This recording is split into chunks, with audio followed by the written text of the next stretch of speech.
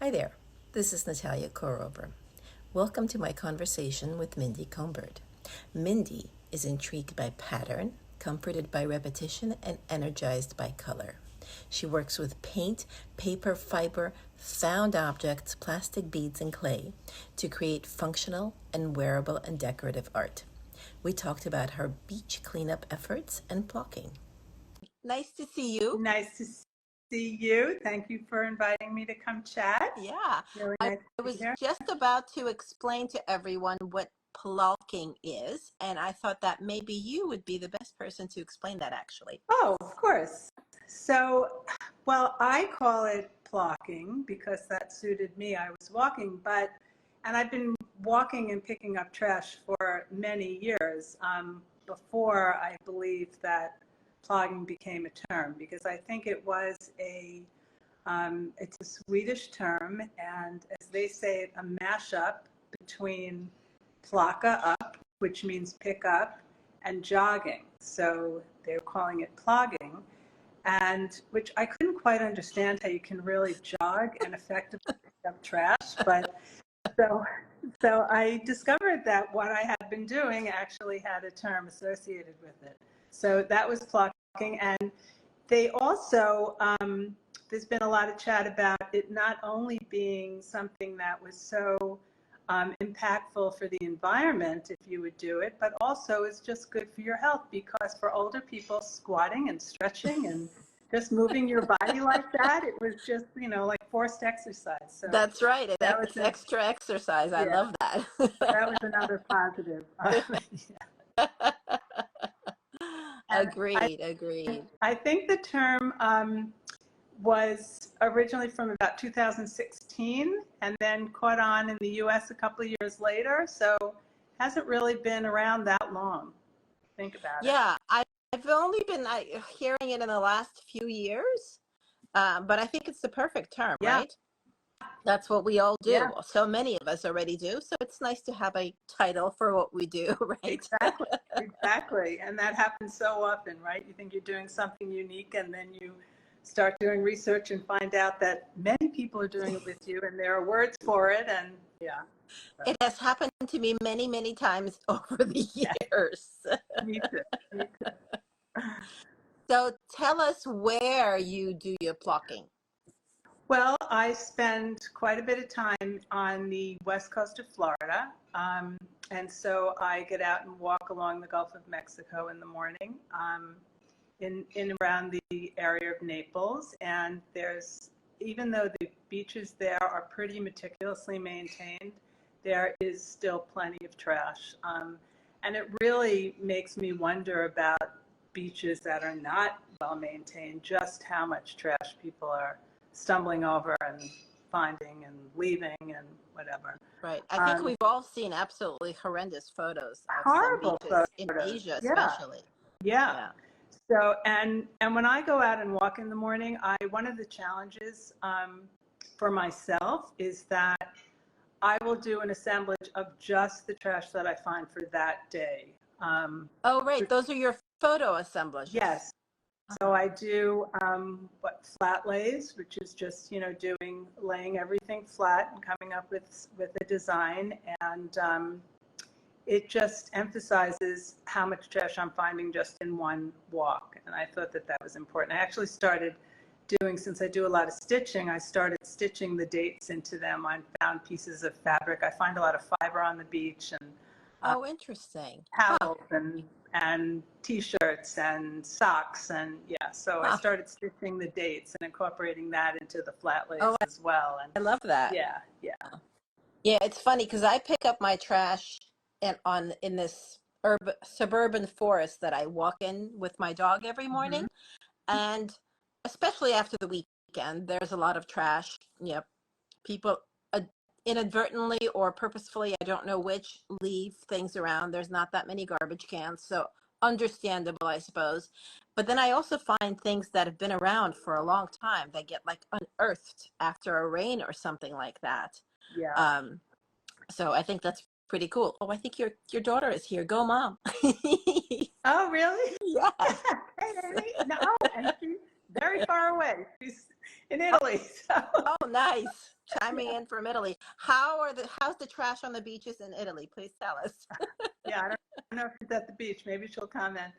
But anyway, so that's what I do in Florida. And then when I'm here in Westchester, I go down to the river, and there's tons of trash, sadly, left along the river's edge in Croton and Peekskill and Cortlandt Manor and wherever I am. And there's no shortage of that. So I also do that while I'm here. Mhm. And then I repurpose all sorts of trash. So I'll take sheet plastic from packaging, food packaging, and plastic bags that I find, and I'll collage with that, actually use it as my fiber almost. Or I'll take the little bits of plastic that I find after I do my day's worth of assemblage, and I'll curate that into, like, people have jars of shells and sea glass, and so I have jars of all different colored plastics, and it's sort of cool. And then I I'll love that. I remember seeing that in your studio. That's oh, always fun. yeah, Yeah. thanks. So then I'll take the littlest bits of that and incorporate that into my jewelry. Right. Yeah. Yeah. Mindy has an incredible jewelry line, and I just realized that today, for a change, I'm not wearing any of your jewelry. I'm so sorry. And I saw your last talk with Rebecca, which was very nice, and you were wearing your earrings. I So, know. yeah. And I love today I'm doing not. that. I don't know how that happened. Oh well. I promise to not to be better in the future. Well, thank you. Oh. What was I thinking? Oh, I was wondering if you have any tips for people who might want to start picking up trash at the beach, like Um, health tips, exercise tips, any kind of tips. Like what is your technique for picking up trash? Do you carry a bucket? Do you carry a bag? What do you watch out for? I never walk without some type of bag with me. The occasional times where I've just sort of taken a walk on the beach and not planned it and just didn't have a bag with me, somehow a bag will appear, or a bucket, a sand pail will appear, or I always seem to have something that I can put things in. I would say probably if I'm telling other people to look out for themselves, I don't do this. I should wear gloves because some of the stuff is pretty nasty. I don't, so maybe I would suggest that if you're starting out to wear gloves. A friend of mine got me one of those grabbers, Yeah. with the little fork end, but I find it really inconvenient, and I pick up such little things that I don't use it. But Yeah, that I might agree be with good. you. I have one of Yeah. those, and I thought about taking it with me, but that requires a whole other thinking process, and I can't seem to do that. And I don't wear gloves either. People tell me I should all the time, and I probably should. But I Yeah. do carry I have wipes in the car always, so I always make sure that my hands are clean, and then when I get home I wash them too. So, I'm also very conscious about not touching my yes. face when I'm picking up trash. Yes. Yeah. For a while, I tried to so I'm a righty, and I tried to train myself to pick up the trash with my left hand so that I don't use my left hand to, touch my face. Yeah. But I'm such a righty that I have trouble with that. Yeah. It was easier to remember not to touch my face, period, than to pick up trash with my left hand. I get that thinking. I totally do. I also, when I listened to Rebecca speak the other day, I don't know, what's Rebecca's last name? McGee. All I know is Bombshell, McGee. McGee.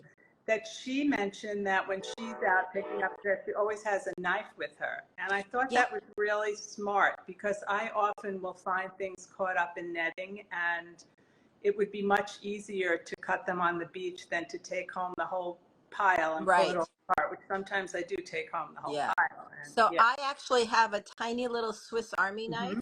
as my keychain, and I have used it. Yeah, Yeah. that's great. That Yeah. sounds very Yeah. useful. And I've actually used the key as well, which I probably shouldn't, but every now and then, you can't find a stick nearby to just give it a little shove. So I have used my key to to dig things out with too.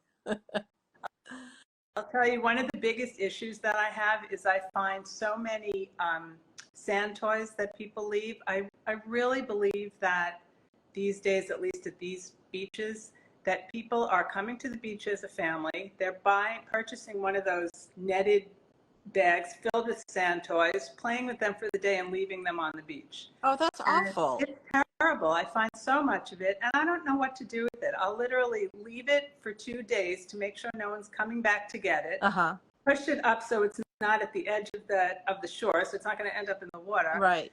And if it's there for 2 days, I take it back. And I have so much of it. And I remember when you were doing an installation project and I sent you all the Yeah. blue and green and white. And I need to find someone else who needs this stuff because I won't throw it in the trash and I can't use it for the work that I'm doing. And I need to find a home for it. So I wonder, you know how there's on Facebook, there's groups that buy nothing groups. People put up something that they don't no longer need and somebody comments and takes it. I wonder if you can do that. In your area, there's groups by town, I'm quite sure. So if you join one of those groups, you can say, I have an overabundance of beach toys. Anybody want them? And I bet you people would take them off your hands. Buy nothing. You know, I actually contacted in Naples, I contacted the town to see whether we could set up at the beach some sort of almost like a little free library of sand toys. Yeah. And they said that it was a hygiene issue What? and they wouldn't do it because they didn't think that parents would let their kids take the old toys out of the bin and use them. So Okay. go buy a fresh bag, and That's really ridiculous. I'm sorry. yeah. But I'll look into that. That's a good suggestion. Yeah, I Yeah. have gotten things like that before. Like I needed a whole bunch of frames for something, any kind of frames, and people did that. People gave me frames and whatever. And I have gotten rid of stuff when I was moving home and I had a lot of things that I didn't want to just donate or put in a trash pile. I put things up and people were happy to pick things up. So I like that. That's probably the best use of Facebook that I can think of. I'll try that. I thought your use creating a plastic river with all the blues and greens and whites was awesome. So Thank you. Thank you. I hope to be able to repeat that again because that was a lot of fun and it was a good way to use up a whole heck of a lot of plastic. well, I never got to ask you, but what did you do with all of it after that project?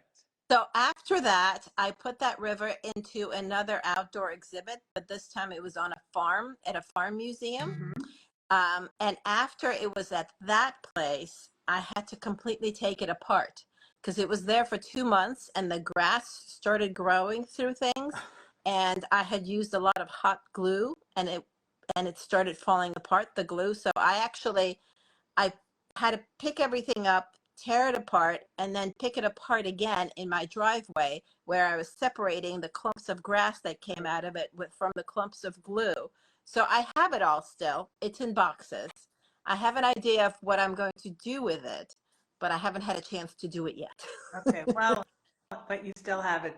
So you have Yeah. the same issue as I do. And Oh, a very yeah. tolerant husband for all the stuff that piles up in my home. He's standing behind us, patting himself on the back. Well, that's why I have a storage space. That's where all of that lives Oh, at my that's storage great. space Yeah. because there's no, my studio is tiny. You've seen it. So there's no room. I can only have immediate supplies. Yeah. But I'll get to it eventually. I hope, actually my thought was I would reconfigure that river before this summer so I can enter it again into that exhibit at the farm museum up in Putnam County again. So I have time. I still have time. We'll see if hopefully I'll have time to do it. All right. Good. Yeah. Good. I don't know how you find the time with all your projects to. I don't know either. But, when you want to get something done and you're very excited about it, that's how you just get it done, right? Yep, you bet. Yeah. Yeah. So I wanted to also ask you, once you pick up the trash, do you clean it in some way? I do. I soak it in a sudsy water and sometimes overnight if it's really awful, or just for a couple of hours, and then just dry it off and use it. No big deal. I mean, I'm not scrubbing it with a scrub brush or anything. And if you really look at a lot of the assemblages, a lot of it is still pretty dirty looking. Yeah. I don't scrub the dirt off, but. So I was doing that for a while too. I was soaking it and then I was laying it out on a towel to dry. Mm-hmm. Um, and I felt as though it was a rather laborious process, and it was also kind of wasteful of the water, even though I was just soaking it. Um, so I've stopped doing it. So you're not cleaning it at all? No, but I find that it dries up, and a lot of it, maybe because most of my dirt is earth dirt and not Mm-hmm. anything else, it dries, and then I sort of just, as I'm working with it, as I'm sorting it, I kind of just, between handling it with my hands, the almost of the dirt just kind of falls off. Hmm. Well, I know all the trash that I pick up down by the river, there's so much geese poop on Oh, that I won't, yeah, I won't work with it without cleaning okay. it up. Yeah. Yeah. Yeah, I can understand that. So be careful with what you're handling, really. Yeah, I don't think there's any geese in the woods. I've seen them fly overhead, but not, leaving their behind, but Yeah. whatever. Um, yeah. Some of the stuff is pretty nasty, really. Yeah, And for a while, I was finding, lots of masks and gloves, right. even even at the beach, just stuck in the Yeah. sand and No, in the it's pretty park, and awful. yeah, yeah. But I'll find, Oh, Tampax and hypodermic needles, and oh gosh. yeah. I was just going to ask, what's the weirdest thing you have ever found? Um, the weirdest thing, Or the kookiest or the strangest? I don't know, however the you want to. funnest thing I've ever found, and I found them twice, was a $10 bill and a $5 bill, and I thought, I'm tipped for the day. Someone's thanking me for my efforts. So yeah, that was fun. That is funny. Yeah. Yeah. I can't say that I find a lot of balloons lately. I feel like I've been finding a lot of balloons lately. Um, and what I haven't found anything really fun. I found some things that I can't figure out what they are, or they're parts of things, so I can't quite figure out. But what bugs me the most is when I find like fresh water bottles, like freshly emptied water bottles. Like that's the stuff that can be recycled. Or glass bottles that really can be recycled, even more than the plastic bottles. I'm Yeah, I'm appalled all the time. the glass is less bothersome because it is recyclable. Yeah, The plastic bottles, which I mean, I think the most found object for me are plastic bottle caps. yeah, And the plastic bottles are, it's really disheartening because I don't use them for my work. I use the caps, but not the bottles. yeah. And I put them into a recycle bin, and I know that they're not really effectively being recycled. No. So it's really, yeah, that's really hard. I always say, I think that zero waste is very difficult. Yes, It's really difficult. And I don't claim to do that at all. I do the best that I can where I can. exactly. However, there is one thing that I think is the easiest thing to do, and that is to never purchase another water bottle. There is Agreed. no need to ever purchase another Agreed. water. I carry my water bottle with me Yeah. everywhere. And I'm so serious about that that I literally was in an airport a couple of years ago. It's been years for me now. And I was very thirsty, and I looked around for either a fountain or a glass water bottle. I don't think they were doing the containers now, even though even they are lined with plastic, apparently. But and I did not. I went without water because I refused to buy a plastic water bottle. So yeah, No, I'm very. I absolutely agree with you. I have on the rare occasions when I don't have a water bottle and I'm really dying of thirst, I look for a glass bottle. And I have been able to find like juice or kombucha that can usually come in a Glad. glass bottle. You can find that. So I'll Yeah, do that. But yeah, I avoid plastic bottles at all costs. yeah. Yeah, where I walk a lot now, I find a lot of broken glass. And unfortunately, broken glass cannot be recycled. The whole water bottle can be recycled, but once it's broken, it can't be recycled. Oh, So I didn't know that. yeah. Yeah. So that really bugs me because I'm like, somebody came out here and smashed these bottles against the rocks, and these poor little animals are stepping over the broken glass. Well, they could make a nice mosaic. And they have for me, Yeah, yes. yeah. I do a uh, lot of caulking on construction sites, and I find oh, a lot of broken glass and rusted metals and all sorts of fun stuff. And what kind of rusted metals are you finding? Sunday is the best day to do that because no one's kicking you off the property. But really, um, oh gosh, all cut twisted wires and rusty screws and sheet metal that's been sitting out for a while. And yeah, I find some really cool stuff. Oh, interesting. Do you ever find any rebar, like twisted rebar? Yes, yes. Okay, so that's what I need to do. So I have an idea for a project at hand, and I was thinking I need something sturdy as a sort of a skeleton for this project. And I was thinking, where can I find some rebar? Of course, I have to go to a construction site Construction site. on a Sunday. On a Sunday. Okay, got We it. don't get into any trouble. That's what I'll be doing. Wow. So, Yeah. okay, so can you tell us what kind of artworks you do? Like, what's your, I know the breadth of all the types of work that you do from the trash that you find is really large. So maybe if you could tell us a couple of categories of things. We talked about the jewelry already. So I do with the daily assemblages, I photograph them and I print them. They are on fine art paper and they're pretty large size. And I do a lot of shows in the warm weather. And one of the things that pair really well with my jewelry are these prints because it helps to tell the story. Yeah. So yeah, so I do that, and some of the assemblages are remain intact, and I'll put them together with hot glue or some type of whatever adhesive I need for that particular piece. Sometimes I'll use the sheet plastic as a background. I'll collage it so I can utilize all the different color of the sheet plastic and then put the hard plastic on top of it, and I've done several assemblages like that. You do weavings as well, right? Yeah, and then I do a lot of stitching. I weave on cardboard looms with the sheet plastic, and then I'll embellish that with some of the hard objects that I find.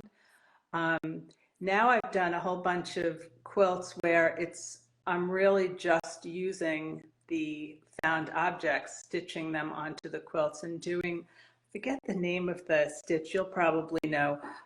The little Indian mirrors that get stitched in almost like a Oh, like web. the shisha Yes, mirrors? the shisha mirrors. Do you know the stitch I'm referring to, where you're Is it? creating almost like a web around the object? Oh, I don't know the name of it. I'm Okay, thinking blanket stitch, but that's not it. yeah, no, but anyway, there, if you've seen, you've seen the mirrors, you create like a frame around the Mm-hmm. mirror. And so I started doing that with the found objects onto fabric. Oh, And cool. I'd love yeah. to see. I don't think I've seen those yet. Oh, okay. Yeah. Yeah. And you've been doing a 100-day project too. Is that also with found I plastic? The 100-day project is mixed, and it's a project that was inspired by Liz Kettle. She has a site called Textile Evolution, and I don't know if that's her site or her Instagram, but she started this quite a few years ago, and I've been watching people or just observing these 100-day projects for a Yeah. while. I know you've done some of them, and was always afraid to jump in because I thought, I don't want to start and not be able to continue. And I felt so strongly that I could not do this for 100 days. But something just made me jump in this year, and it's been really fun. And I have definitely strayed from the initial framework, which was to just spend 15 minutes a day. I definitely spend more than 15 minutes a day, and sort of evolved into more like a daily journal. And it's been really nice, and I'm now halfway there. Today's the 51st day, and I hope I'm not jinxing myself. No, But that's great. I love that. yeah, Yeah, I haven't done a 100-day project in a very, very long time, but every year I do a 30-day project for April, the Earth Month Repurposing Challenge. And yeah, I always talk about it being something easy and simple, something that you can do in 5 minutes, 15 minutes, or whatever. And some days I do it in, like, 10 minutes. Hmm. But other times I will spend almost an hour on it. And that's okay. Yeah. It's just, whatever is the right thing for the day. Yeah. I kind And of I find when I start stitching, I don't really want to stop stitching. So, yeah. So it's been a really nice project. I don't know. We'll see what happens when it's done. I don't have any real plan for any of these, but they're starting to pile up Yeah. and they're looking pretty cool Yeah. together. So we'll see. I'm Yeah, also go ahead. doing a year-long project. Oh. I'm doing a quilt where every month there are 2 prompts. This is through something called the Nook. Oh, Um, yes, I've heard about this. you know I the have Nook? another friend who's Yeah. doing this. And you can't plan very well because you don't know what's coming up ahead. And it's been sort of nice to just, put it aside, not anticipate anything about what the outcome will be, and just respond to the prompt. And so with that, I think we're on like the 8th prompt. So after a year, it will have been 24 prompts, and that's growing and changing, and really interesting process. So Yeah, that's cool. No, I saw my friend Kristen is doing that as well. When I visited her last month, she showed me her project, and she's doing two actually at the same time. She's oh switching wow, back and that's forth between ambitious. two. Yeah, And it's very interesting. yeah, I love projects like that because they really make you think out of the box, absolutely. um, give you something new to play with, and it's always good to stretch yourself, Yeah. right? Yeah, And to share with the community that's doing the same thing and just be exactly. inspired. And yeah, it's really nice. Yeah, it So, definitely is.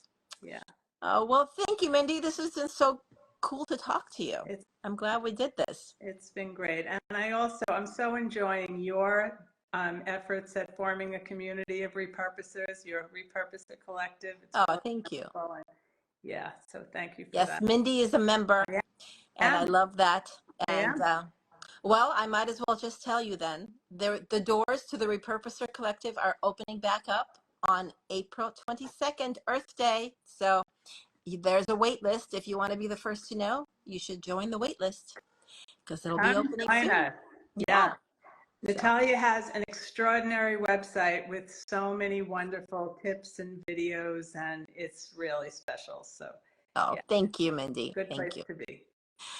Well, Well, thank you. It was great talking to you, you and too. good luck on all your projects. And I can't wait to see more.